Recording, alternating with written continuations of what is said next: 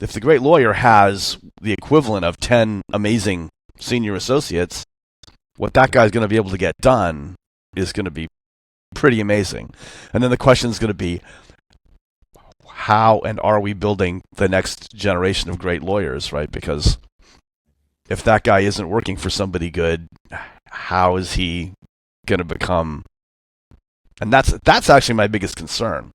Hi, and welcome to Main Street AI, the podcast where traditional businesses are quietly revolutionizing their operations with artificial intelligence and winning.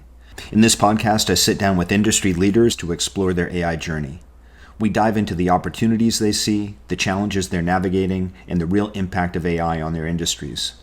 Whether you're AI curious or ready to implement, this show brings you insights from leaders who are actually using this technology to serve customers better, empower employees, and drive profitable growth.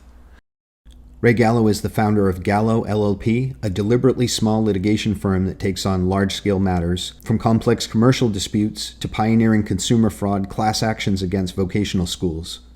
Ray is also the creator of Leverage, a legal technology platform he prototyped in 2010 to manage relationships with hundreds of clients pursuing similar claims years before most attorneys were thinking about legal tech at all. What makes this conversation distinctive is the vantage point Ray operates from. He's at a stage where he takes roughly 1 in every 50 cases that walks through the door, works only with the clients and causes he believes in, and describes his approach to trial work as closer to an artist than a business person. We talk about why the recruiting crisis in law may actually be an AI opportunity, and why the best lawyer with perfect AI support could fundamentally change the quality of justice being delivered, and his surprisingly direct take on legal education, that law school may be one of the institutions AI renders optional faster than anyone expects. Let's dive in. Hi, welcome back to the Main Street AI podcast. This is Stephen Whittier with Satori Coach IO. Today I'm joined by Ray Gallo of Gallo LLP. Ray, thanks for joining. Thanks for having me. Always a pleasure. Fantastic. Please just jump in and give us a high-level overview of what you do with the firm. Sure. My law firm has stayed small and managed to do that while working on large-scale matters. So we started off, commercial litigation, representing business people, solving business problems, and evolved to do a lot of consumer fraud class actions that started off dealing with people that our business clients didn't appreciate. Wound up, doing some pioneering work in vocational school fraud at scale. We're known for having really been pioneering in the use of technology and sort of mass arbitration and mass joinder stuff in the consumer area. I'm at that lovely stage where I'm just doing the work I want to do for the clients I want to do it for. Great. How about your firm size? I know you said you're small. What is that? Yeah, we're typically about 3 lawyers. For better and for worse, it's kind of been a little bit of a ratio throughout the existence of the firm. I guess I just love being able to deliver the exact quality that I want to deliver, and I can do that when I'm personally involved. Absolutely. Makes sense.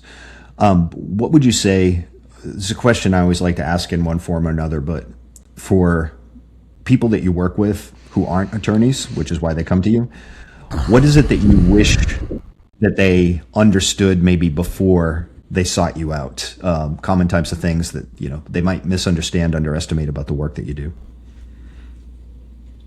Wow. I actually think all of our clients appreciate what we do. I think they see the work involved. I think that if you Google us, we've got pretty amazing testimonials and references, and I think that's because we care, and we're real and human and direct in our communication with our clients, and they see that we really do the work, and they see what that involves. A lot of lawyers, perhaps wisely, don't take what they do personally, and that was never me. Like if you're my client, I stop talking about your problem and I talk about our problem and what we need to do.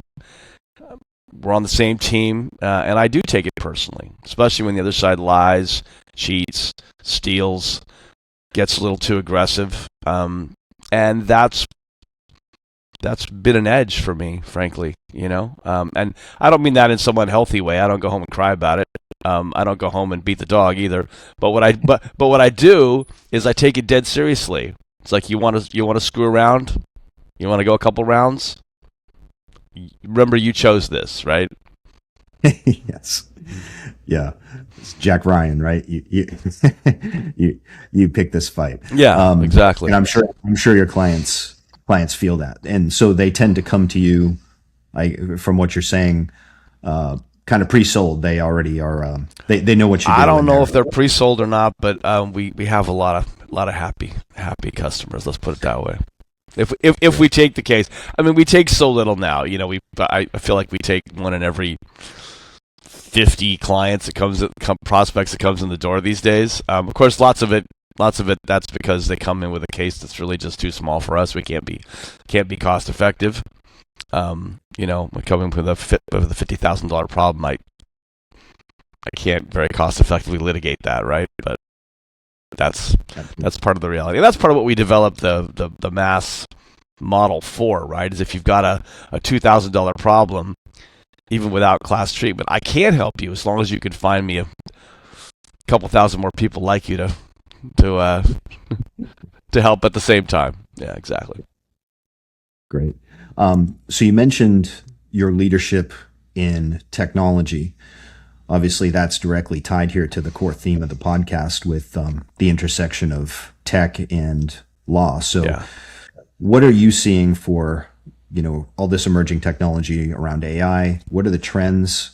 How have you been engaging with it, embracing it with your firm, and so on? Right. Well, so our technological innovation wound up being a spin-off. I built the prototype in 2010 of what is today a commercial product known as Leverage, which you can find at leverage.law.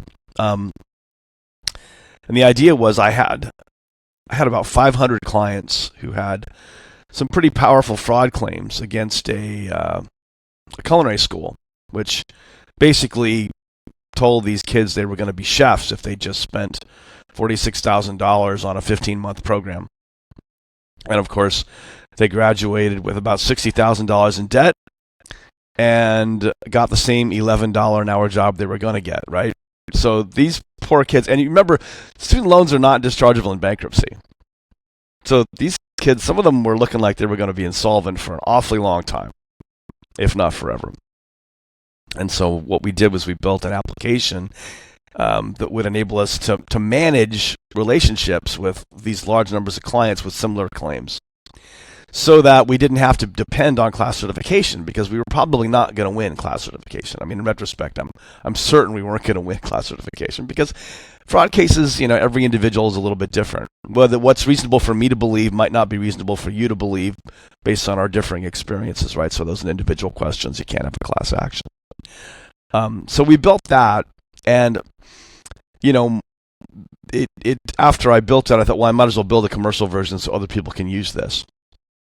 And we did that, and we launched it. We got off to a kind of a big start. We got a lot of publicity, but we only had a few customers. And what I realized very quickly was that, lawyers are slow adopters of technology.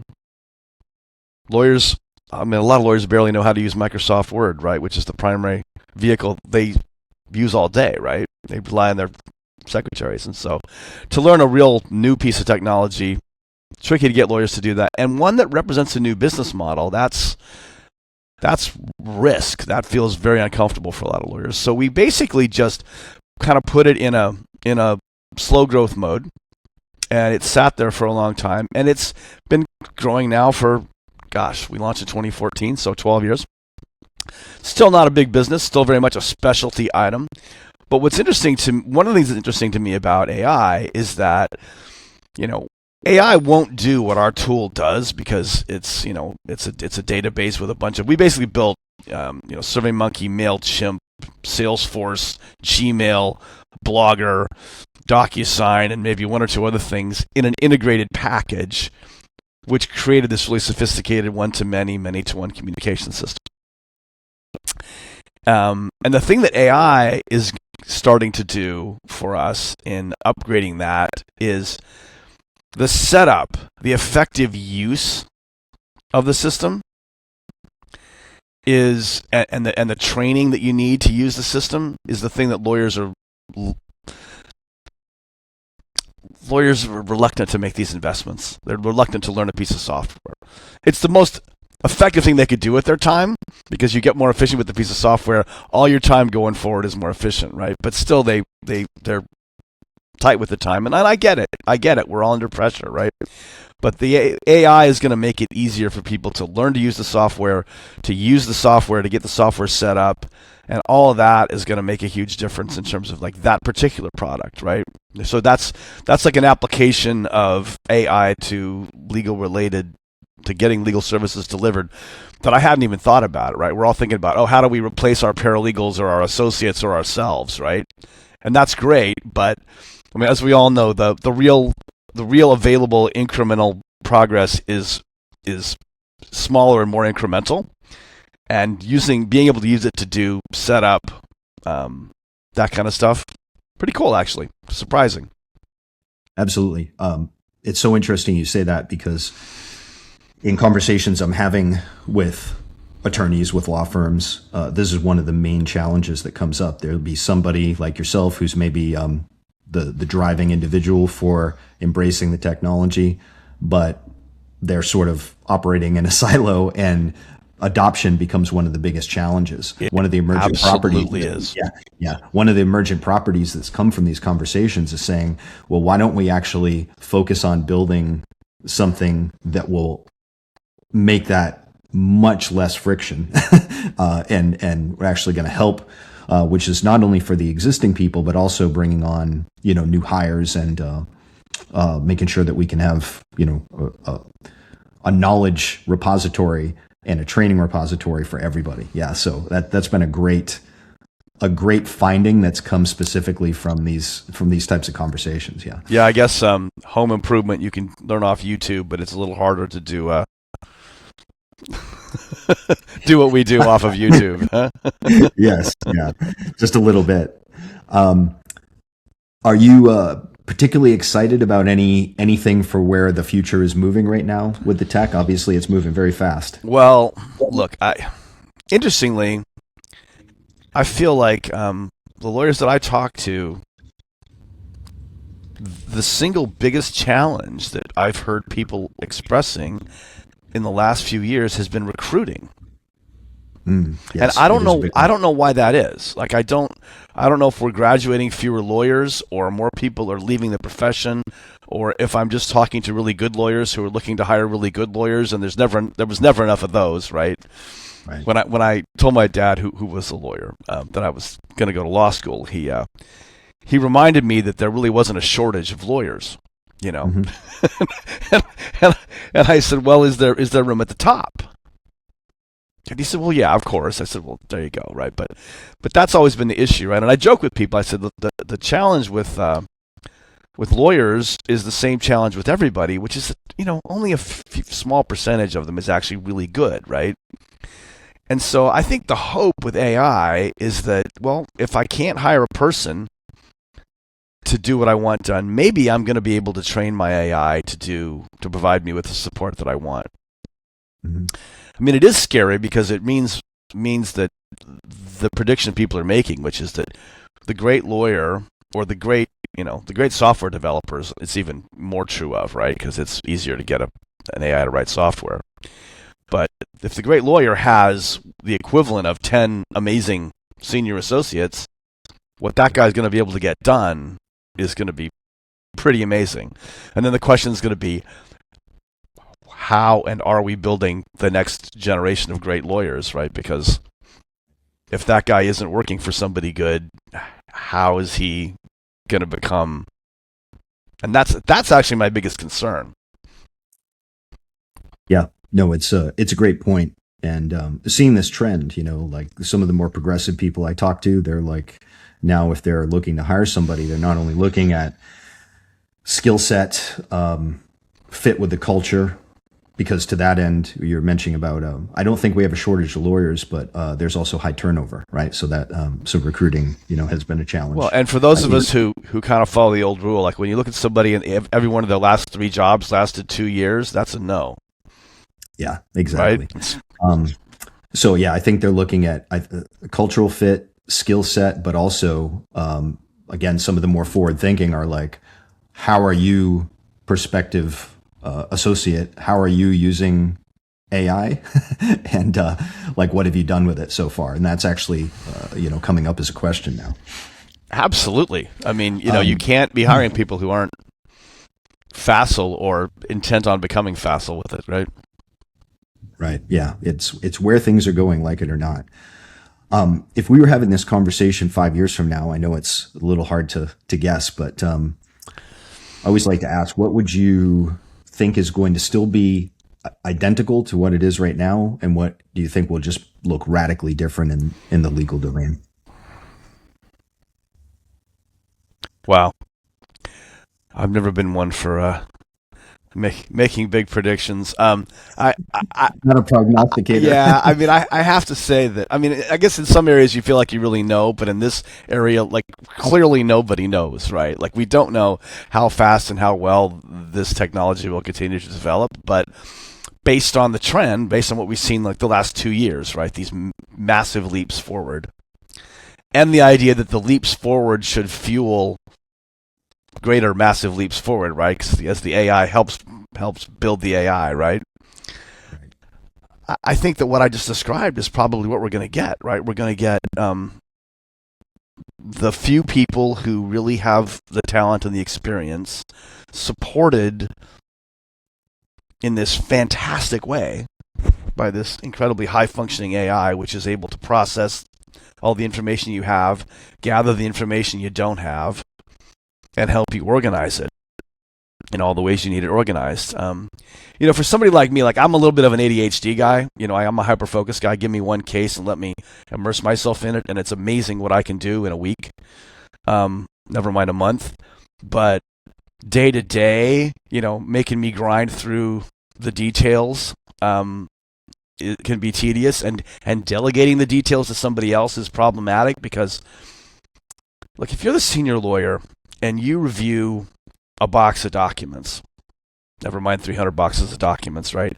It's like you can do it so much faster and so much more effectively than any associate because you know what things mean, right? You understand the significance of something that you weren't expecting when you pull it out of that file.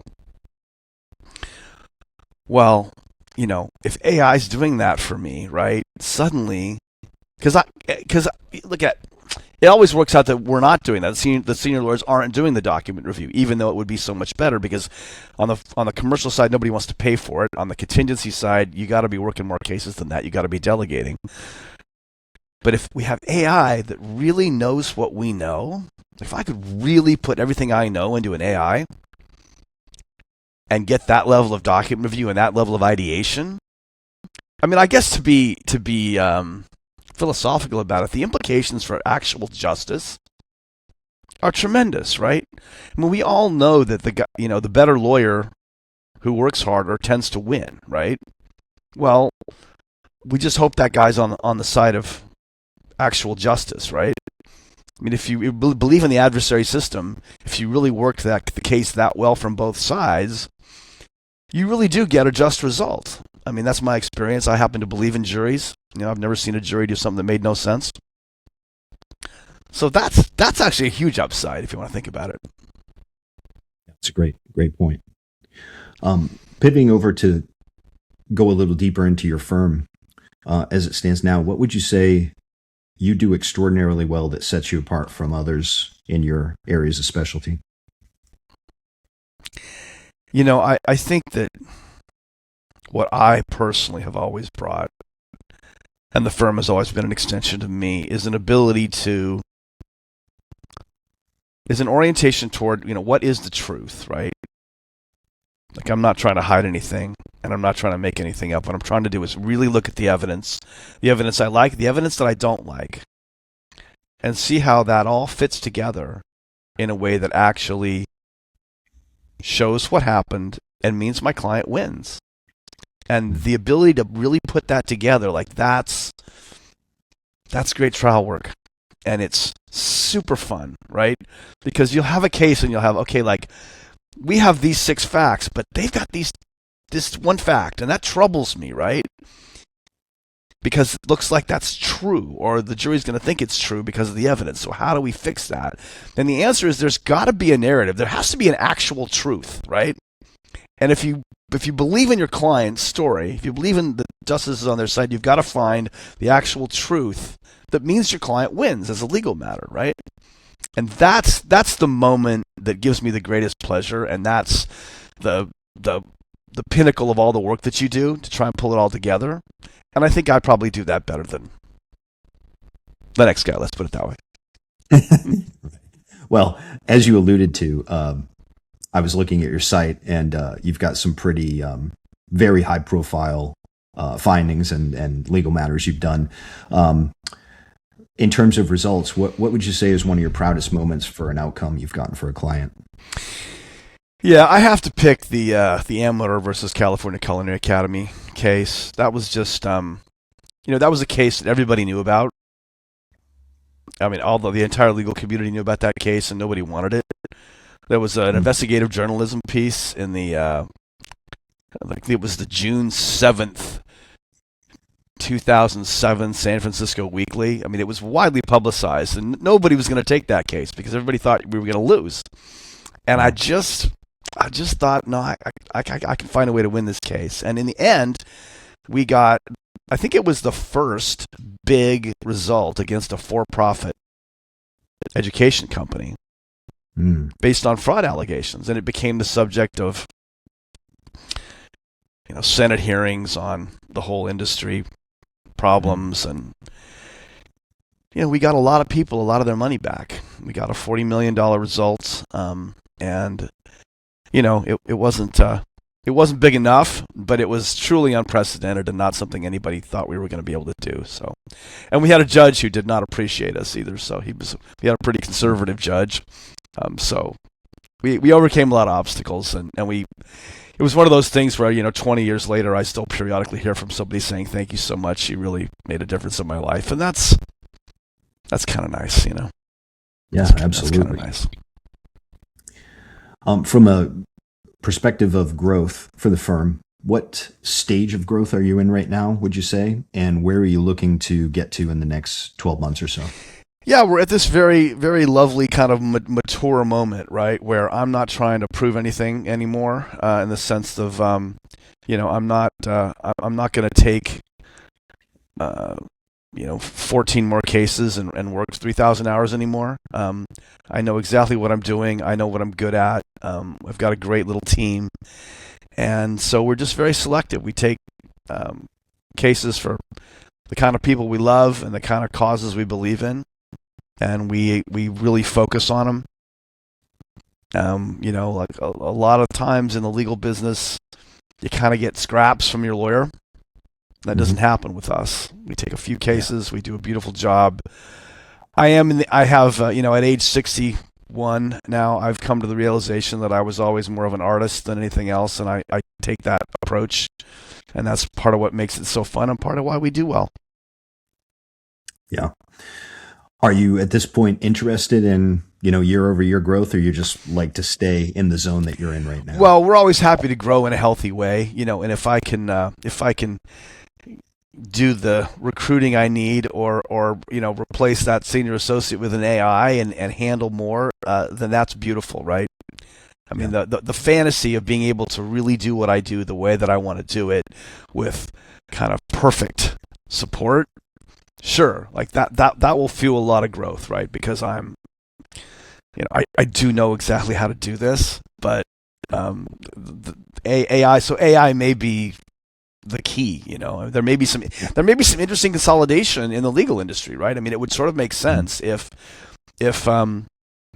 the best lawyers were growing and everybody else was struggling all the more because if the more you can be replaced by an AI, probably the more you should be replaced by an AI. There's an interview, not an interview, but a presentation that I made at Stanford years ago, where it was a panel talking about the future, and I was on it because of my technological innovations. But there was a futurist, one of these think tank guys from Harvard, and he was talking about how this is 2014, how we were all going to be replaced by 2024, right? Of course, it's 2026, and very few of us have been replaced. But I spoke after him in turn, and I joked that I said, listen, there's so many things that I would love to and aspire to do in my life, right? And if I can be replaced by an AI or a trained SEAL, that's great. I'll do something else. Like I've got more than one talent and more than one interest, and I don't have to do this. It's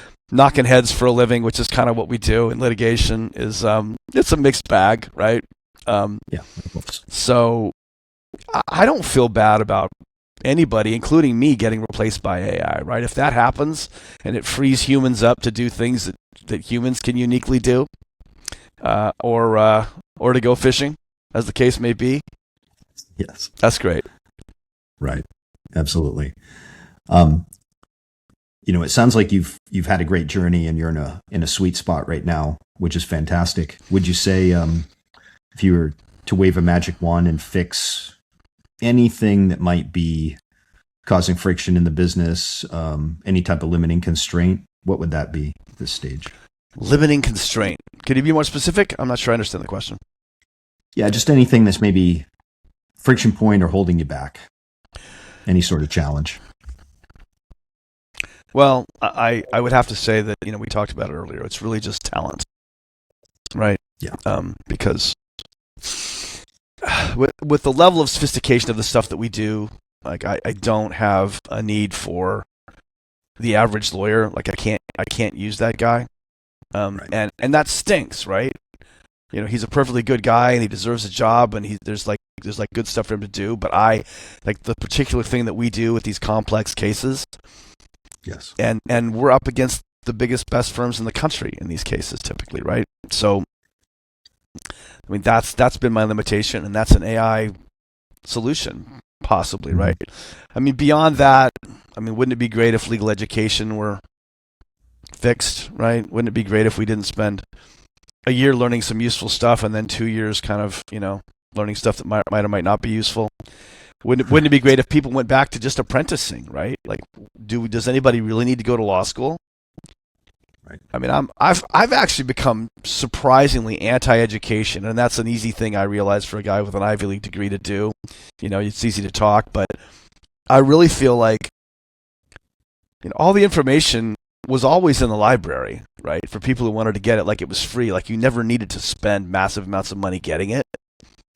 Some people had a better idea than others what was worth reading, but that information is in the library too, right? And then pretty soon it wasn't just the information that's available in the library; it's the information's on the internet, right? And now the information is available from AI, right? You got 3 sources of all the knowledge that humanity has. I would like to think that school is going to pretty swiftly change in the next 20 years. Absolutely. And that would be a big thing, because a lot of people don't become lawyers because they can't afford it or whatever. And listen, I'll take the guy who was valedictorian in his high school class. That guy's going to be a good lawyer by and large, right? Right. Skip college, skip law school. Just I can teach you what you need to know, and I can give you I'm going to give you 300 books to read. It'll be great, right? Right. Yeah, that's.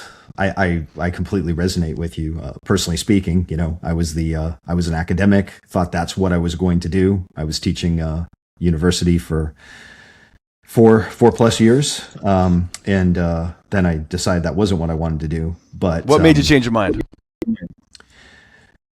I just got burnt out, and I was looking at the life of an academic. The deeper you get into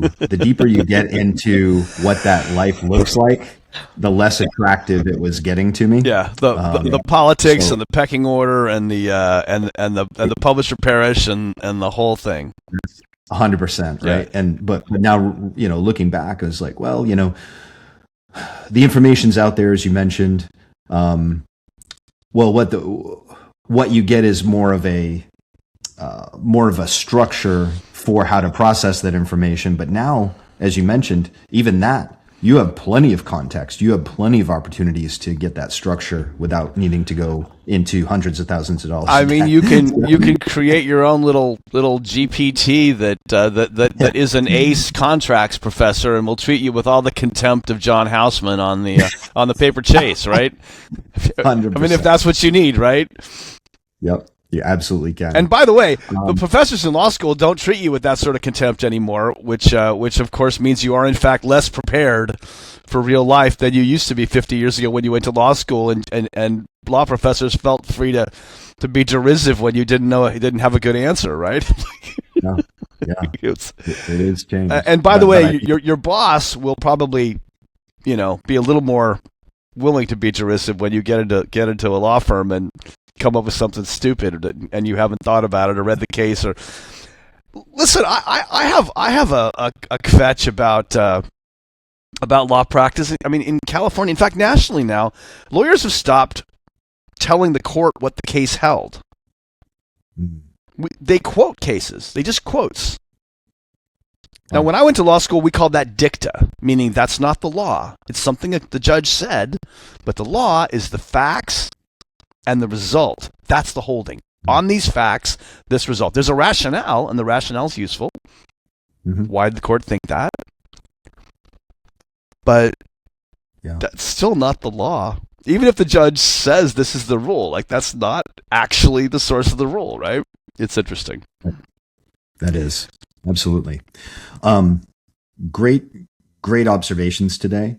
How can people reach you if they're interested to learn more about your firm, your services? So our website's at gallo.law, GALLO.LAW. And we have an automated intake process that's accessible there. So you can tell us about your case, upload some documents, and we'll take a look and let you know whether we think we're the right lawyers and can be of good service. Beyond that, you can type Ray Gallo into your browser and get more information than you probably want. Right. Absolutely. Last question, Ray, is I always like to end with a personal why question. So aside from wanting to be successful at what you do, which you are, what's your big why for what you do? I never meant to be a lawyer. My father was a lawyer. And he used to cross-examine me every night at dinner until he found something to lecture me about, which would result in an argument. And I think after years of practice against a Harvard-educated lawyer, I got pretty good at this, and it wound up being something that it was just easy for me to do. But I stuck with it, not just because I was good at it, but because it really is tremendously satisfying, and it sounds cliche, to be of service. To have the satisfaction of helping someone in a meaningful way. And I love winning. That helps. Right. It really does. Fantastic. Again, love it. Great stuff today. Really appreciate you coming on. Thanks, Steven. All right. Take care.